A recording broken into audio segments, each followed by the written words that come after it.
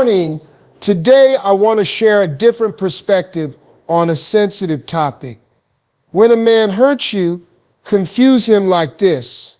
The words may sound dramatic, but the heart of the message lies in responding to pain with dignity, wisdom, and growth. Let's begin with the first and most powerful strategy, emotional intelligence. When someone hurts you, whether through words, actions, or neglect, your immediate reaction might be to fight back, to shout, or to cry. But maturity teaches us otherwise.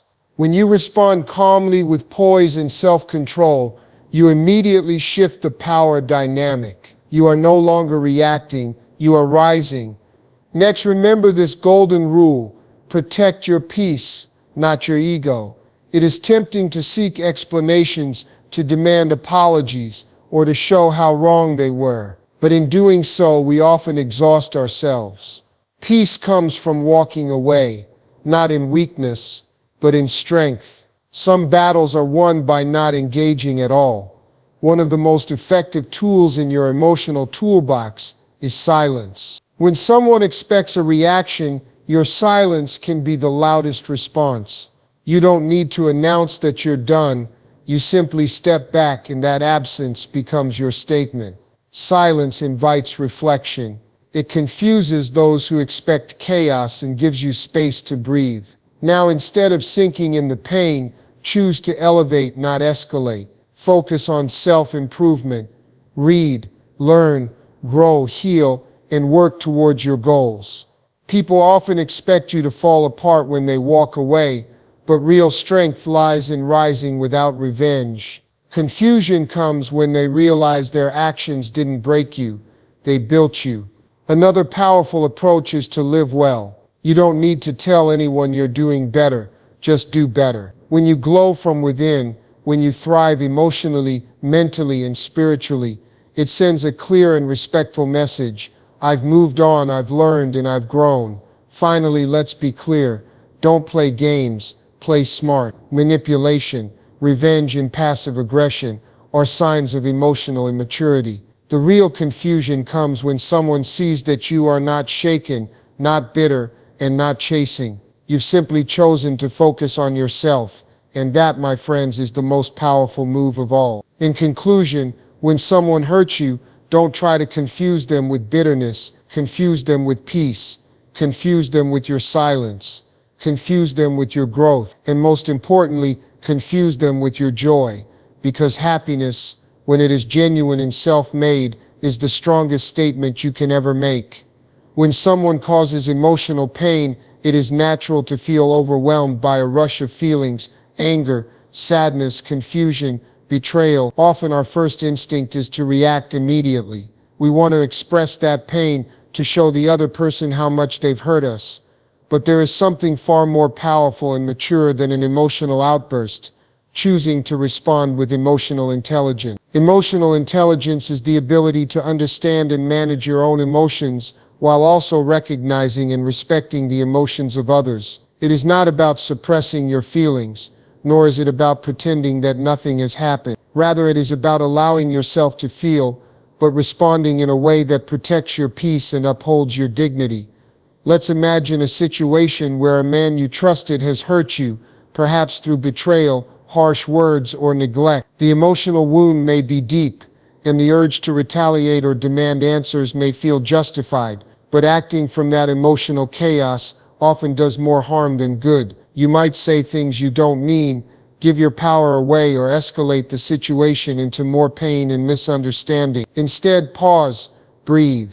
Ask yourself, what outcome do I really want? If the answer is healing, clarity, and self-respect, then you must take the higher path, a response rooted in self-awareness, calmness, and restraint. This does not mean being passive or allowing yourself to be mistreated. On the contrary, it means standing firm in your values without losing control. When you respond calmly to someone who expects you to lash out, it creates confusion, but not the harmful kind. It forces the other person to confront the silence and strength they didn't expect. Emotional intelligence unsettles those who rely on drama to feel power. When you remain composed, you shift the emotional balance. You show that you are not ruled by others' actions, but governed by your own emotional discipline. This calm response is not weakness.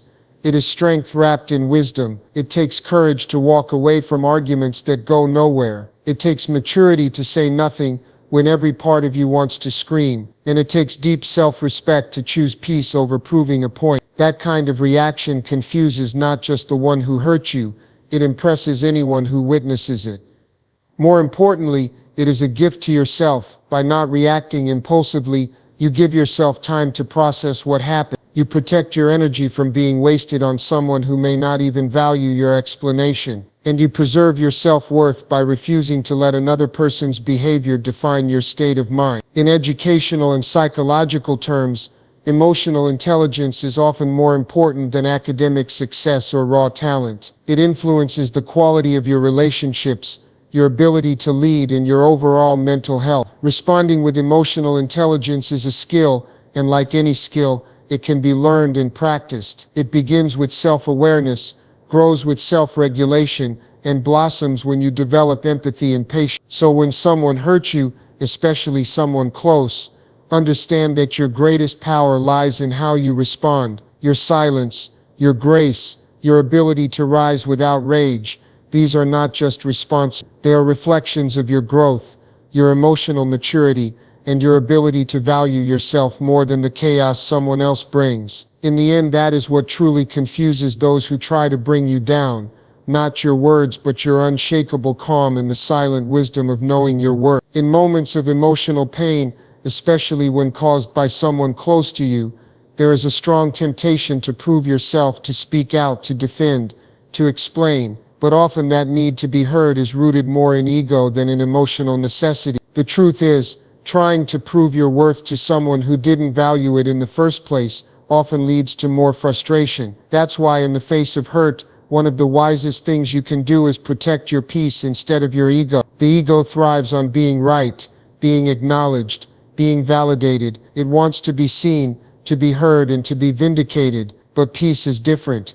Peace is quiet. Peace doesn't need attention or approval. It simply needs space. When someone hurts you, whether by disrespecting your feelings, undermining your efforts, or betraying your trust, the ego tells you to react. It says, show them who you are. Don't let them think they got away with it. But protecting your ego in that moment often leads you down a path of arguments, over-explaining, emotional exhaustion, and in many cases further disrespect.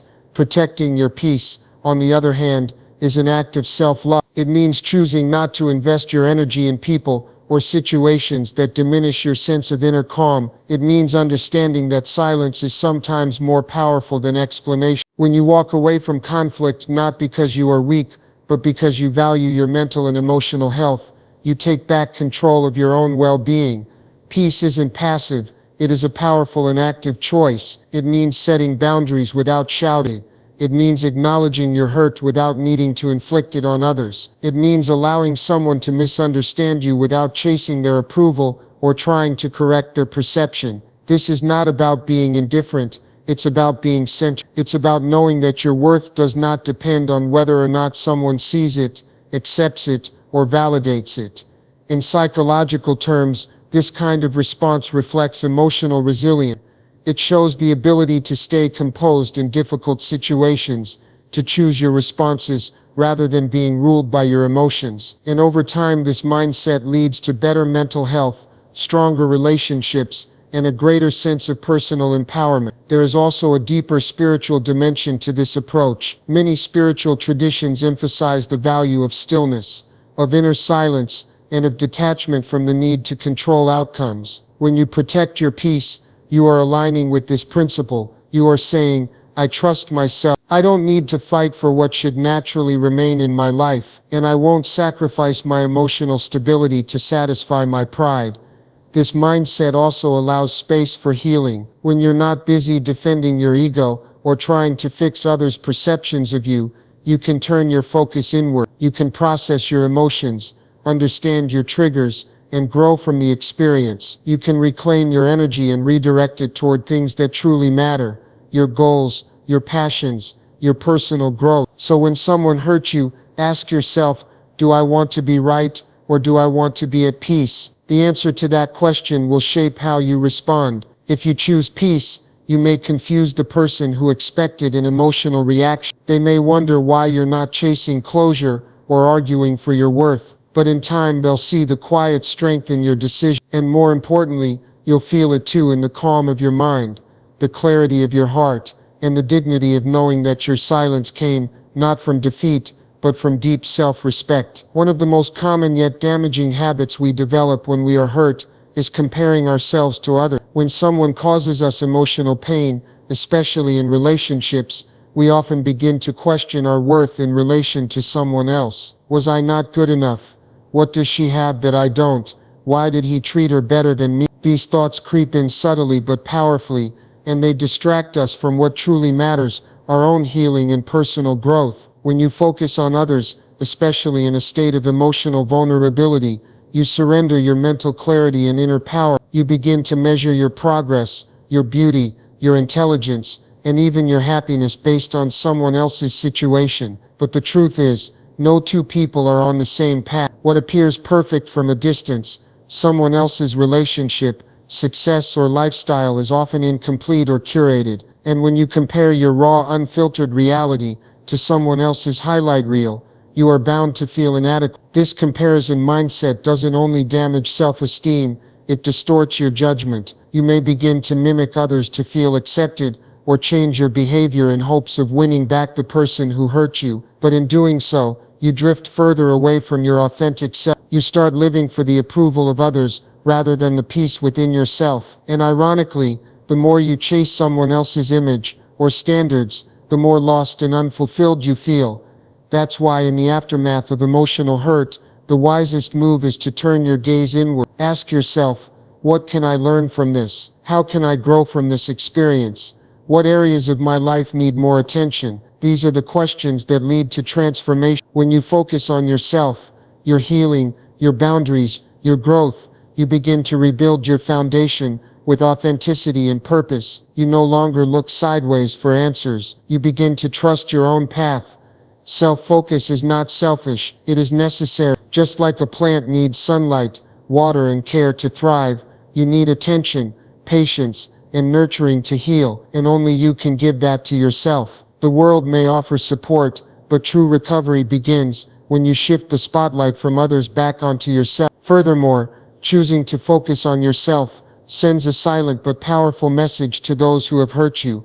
You are not dependent on their validation. You are not waiting for them to see your value. You are choosing to see it for yourself. That realization, when it comes, not only confuses those who expected you to remain broken, but also liberates you from the chains of comparison. Educationally speaking, comparison has been proven in psychological studies to be a major source of anxiety and depression. It leads people to feel less satisfied with their lives, even when they are objectively doing well. This is why schools, workplaces, and personal development programs increasingly emphasize the importance of setting personal goals, not competitive ones. When you measure your growth against your own past self, every step forward becomes a victory. So instead of asking why someone chose to hurt you, or how you compare to the person they chose over you, shift your perspective. Ask how you can become stronger, wiser, and more peaceful than you were before. That focus will guide your recovery far more effectively than any external comparison ever could.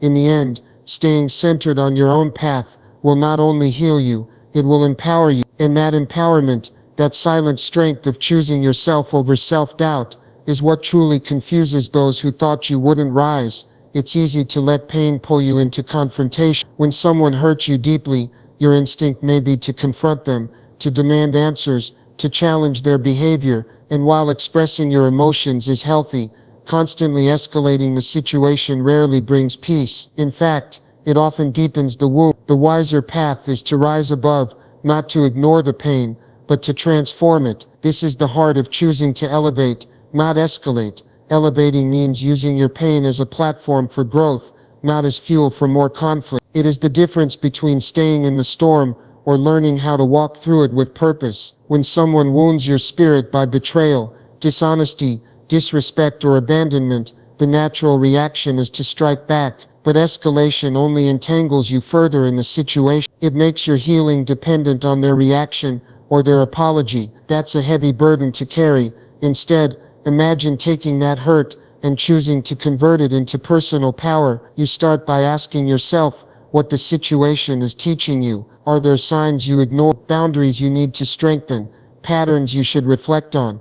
These questions redirect your energy inward, where healing actually begins. Instead of spending your energy trying to change someone else or relive a painful experience, you begin investing it in understanding and empowering yourself. When you elevate, you decide that you will not be defined by how someone treated you, but by how you rise afterward. This does not mean suppressing your pain or pretending it didn't happen. It means choosing to heal in a way that doesn't include chaos or revenge. It means allowing your emotions to be felt, processed, and released in a space that nourishes, not destroys you. This choice also protects your time and mental energy. Escalating situations often lead to prolonged emotional entanglements, constant arguments, back and forth texts, emotional manipulation, and repeated heartbreak. On the other hand, elevation leads to clarity. It gives you space to step back and see the situation for what it truly is, not just through your pain, but through your wisdom. It allows you to see not just what happened, but what you now need to do to move forward. From an educational and psychological standpoint, this is emotional regulation in action. Emotional regulation is a key part of emotional intelligence. It's the ability to manage your feelings so that they support your long-term goals. Elevating your response shows you are not reactive, but reflective, not impulsive, but intentional. And people who develop this skill tend to enjoy better mental health, stronger relationships, and greater overall life satisfaction. Moreover, elevation sets an example, whether in personal life, academic settings, or the workplace. Those who remain composed and forward-thinking in difficult situations are often the ones others admire and trust. It's a quiet kind of leadership, leading yourself first, then becoming someone others look to for strength. What often confuses those who hurt you is not your silence alone, it's your ability to thrive after the storm. They expect to see you stuck, bitter, chasing answers. But when you choose to elevate, when you choose growth, peace, and purpose, they are left to deal with their own actions in your absence. That's a different kind of power, one that doesn't come from domination or drama, but from self-respect. So the next time someone drags you into a situation filled with pain and emotional chaos, pause and ask yourself, do I want to be consumed by this, or do I want to rise from it? If you choose to elevate, you not only reclaim your power, you also write a new chapter that's no longer about what hurt you, but about how beautifully you healed from it. Sometimes, after someone has hurt us, we find ourselves holding on to anger or sadness in silence, believing that time will bring justice, or that one day they will come back to apologize. We imagine that maybe they'll realize what they lost, or feel the same pain they caused. While that may feel like justice, the reality is that waiting for someone else's regret is an emotional trap. The healthiest and most powerful thing you can do is move on without needing closure, without clinging to the hope of their return. The desire for closure is human. It stems from our need for understanding, for emotional neatness, a clean explanation that makes the pain feel justified. But life doesn't always offer closure in the way we expect. Some people walk away without a goodbye, others hurt us and never acknowledge it. Waiting for them to do so only gives them continued control over our emotional state. The truth is, the longer you wait for someone to come back and make things right, the longer you delay your own healings. You pause your growth, your joy, and your journey, hoping that someone else will validate your pain. But healing is an inside job. It cannot be outsourced. It begins the moment you decide that your peace matters more than their apology. Moving on doesn't mean you weren't hurt. It doesn't mean you forget or pretend it didn't affect you. It simply means that you are no longer waiting for someone else to fix what they broke. You take responsibility for your emotional recovery. You learn from the experience. You take the lessons, but leave behind the bitterness. There is also a psychological weight that comes with waiting, waiting to be noticed, to be missed, to be chosen again. That waiting turns into self-doubt. You start asking yourself, why haven't they come back?